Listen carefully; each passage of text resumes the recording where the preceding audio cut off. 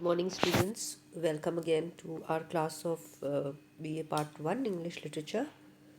And today we are going to study another poem from Paper 1, Section B. And we have already talked about in detail the biography uh, of the poet Sarojini Naidu in our previous lecture, where we studied about her background, both political as well as her literary outpours, and how she contributed so greatly in the movement for Indian independence during British rule in India. And in today's lecture, we are going to study her one of the poems prescribed in your syllabus, that is Indian Weavers. So let us start the class uh, with a reading of a wonderful, sweet, small poem by Sarojini Naidu titled Indian Weavers. And before we will move on to study the poem Indian Weavers, it's also important for you to know a little about the theme of the poem. As you can guess from the title itself, it talks about weavers, and which weavers? The weavers from India.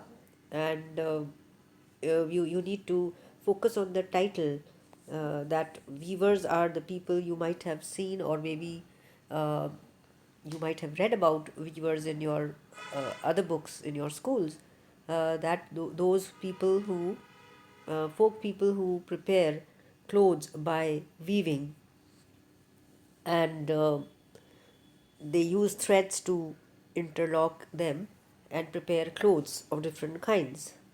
So, in this poem, which is a short poem by Sarojini Naidu, it consists only of three stanzas, each having four lines. And in this, Naidu talks about three different types of dresses that the Indian weavers weave at three different times of the day. Metaphorically means that symbolically, each the time of the day when the dress is being weaved, during that time, it symbolizes a particular stage of life. So as I have also told you earlier in many of the videos, that a poet or an artist, whatever he creates, there are two levels or many dimensions to the work created by the person. It's not just simply what he is writing, but what is hidden between the lines and what goes into the background of the poet's own life and his environment, economic, political, social, and cultural aspects of his life. They also play an important role while he or she produces a work of art. So everything has layers of meanings, and we find that Indian weavers also is on the surface may appear just a simple poem talking about how the Indian weavers weave three different dresses. But the underlying meaning talks about the different stages in the life of a human being. So we will soon study the poem and understand how this works. And the rhyme scheme of the poem follows the pattern A B B. That is, the last word of the first two lines rhymes, and the third and the fourth lines last word also rhymes. The poet has used a number of literary devices, because without literary devices the poem does not get its symbolic rich meaning to express her ideas, and some of them she has used in this poem are simile, imagery, and metaphors, etc.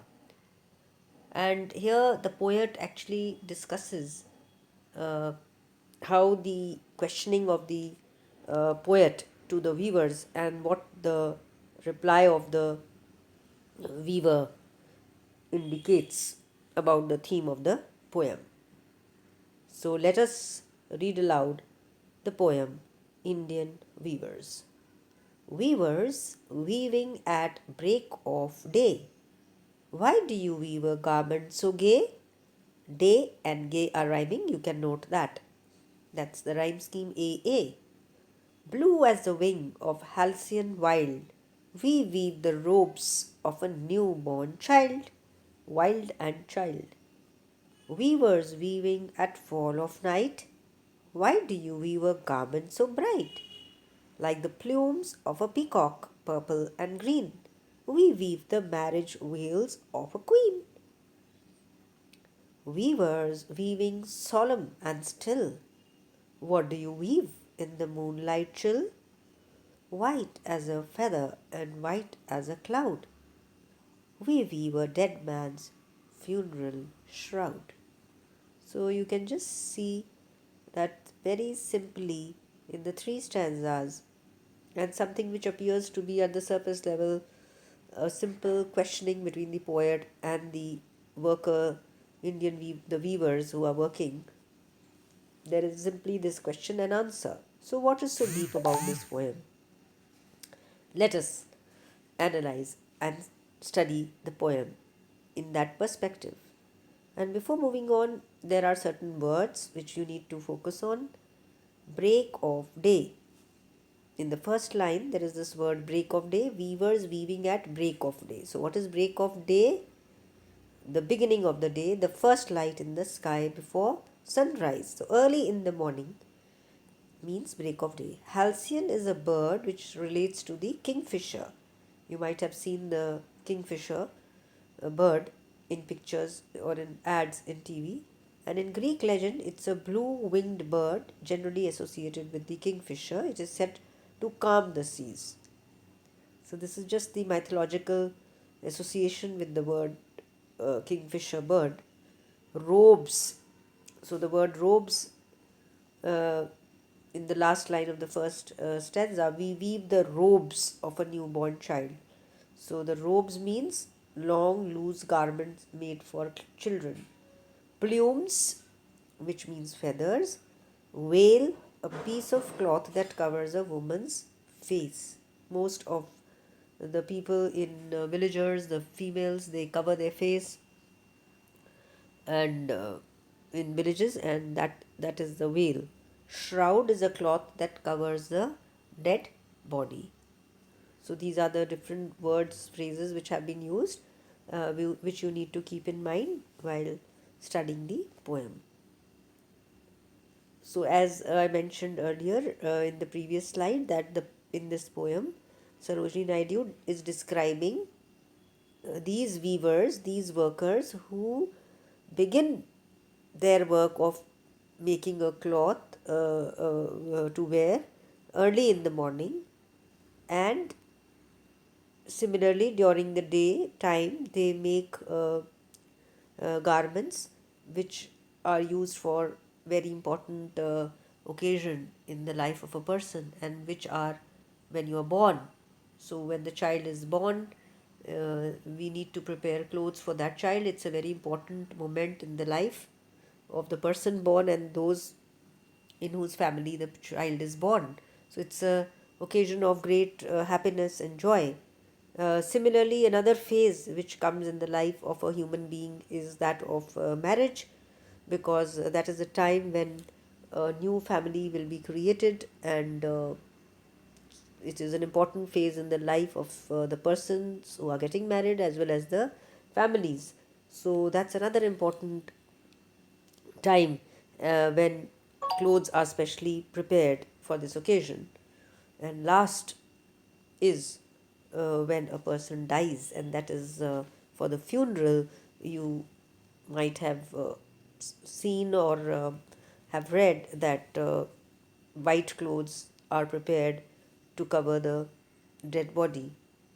So these are the three significant phases in life of a human being. And though it seems a simple poem, but Sarojini Naidu, while describing these incidences and these significant moments, also gives a reflection on the Indian culture, that how these moments in one's life are celebrated, or if not celebrated, then in the last phase, how it becomes an occasion, a very important occasion in Indian society. And So this is something which influences the everyday life of human beings in Indian culture. So in stanza 1, as you have been told that this is the beginning of your life, so it talks about young age. And here the poet initiates the idea that how weaving is one of the most important of the folk vocations. Vocations means the work in India, and the weavers are important folk characters, those who weave clothes. And we can also connect it to Gandhiji's um idea of self reliance, that how if we weave our own clothes, we will be uh, self sufficient and not dependent upon the Britishers for the supply of clothes. And charkha was therefore introduced by him to weave one's own Indian clothes. And in these 12 lines, Naidu has provided a very symbolic representation of human beings' journey from birth to death. And in the first stanza, we find that how the weavers are preparing and weaving a bright, beautiful cloth early in the morning. And therefore, she asks that what is the reason for preparing such a happy or such a bright colored cloth? So the weavers replied that they are weaving it for the dress of a newly born child. So that is why the color of the cloth they weave is of blue color, just like the wing of a kingfisher. The dawn of daybreak symbolizes the beginning of life, just like the new uh, rays of sunlight emerge every day, announcing the birth of a new day. Each day is a new day. Similarly, the birth of a child is the coming of a new person's birth. So this time of the day when the weavers are weaving is also very significantly symbolically used, because it represents the birth of new life. And the use of the color for the cloth, blue, which is associated with kingfisher, is the is symbolizes the uh, depth and color of the ocean, out of which emerged the white swan and the white lotus in the Hindu creation myths. So, how Naidu has connected each word significantly with Indian mythology and meaning. So, in this stanza, the poet describes the first stage of human life, and the color used at the time of the day represent the freshness, because we are very fresh when we get up in the morning, but by the day ends we become lethargic. So similarly, the birth of the child is filled with freshness, happiness, hope and beauty. So this is a stage of happiness, energy and freshness described in stanza 1. Stanza 2 is the phase of one's life representing the adulthood, when we reach the second stage of our life of maturity and self dependence, and a new life begins. And in this stanza, the poet again meets the Indian weavers during the uh, fall of night and asks why they are weaving a cloth late in the evening. So it's a late in the evening, which is the time when most of the Indian marriages take place. So, how the time, the color, everything is connected to the different phases of one's life. So, again, the poet asks a question to the weavers, that why they are weaving a garment so bright. And this time it is compared, the brightness is compared to the feathers, the plumes, the feathers of a peacock. And if you have seen a peacock, you know that how bright the colors of the peacock are, purple and green. So this time the weavers replied, the cloth is brightly and richly colored because they are weaving it for a queen, which she will use to make her marriage veil. So the dress to be worn for the marriage, naturally is the most important uh, phase of one's life, when we dress up in the brightest of clothes. So, this stanza describes the second or adult stage of life, when humans quest for a better, prosperous life. The colors purple and green, they symbolize the ups and downs of life that makes adulthood bright. So, very simply but yet very deeply, Naidu has compared this profession of weaving, and she has thought of how weaving becomes such an important part of Indian culture. In the final stanza, the poet finds the weavers sorrowful and silent and unhappy. And in this mood, they are weaving something in the dead of the night, darkness of the night, which is colorless and lifeless. So rather than asking why they are weaving, she asks what they are weaving. The question changes.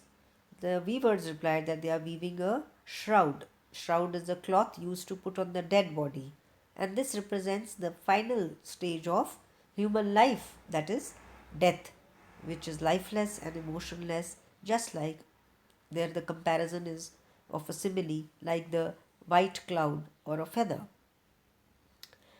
On another level, the white color also symbolizes peace and calm that comes with death, because you are free from all the ups and downs of life and you just have that eternal sleep.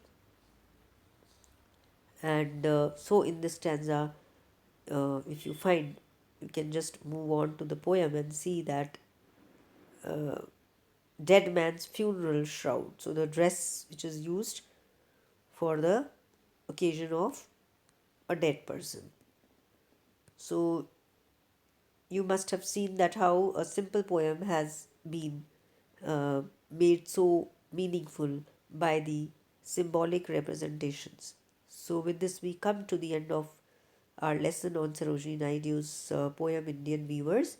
Do read it again and try to learn the meanings of the words, and questions that would be asked in your exams may be related to the symbolical theme of the poem Indian Weavers, and the about the how Indian culture is represented in this poem. So there would be short questions as well as a long question on it. You can prepare it accordingly. Maybe both the poems by Sarojini Naidu may be asked to be compared and described. So we will continue our next lesson, where we will study the next poem by Sarojini Naidu. Thank you.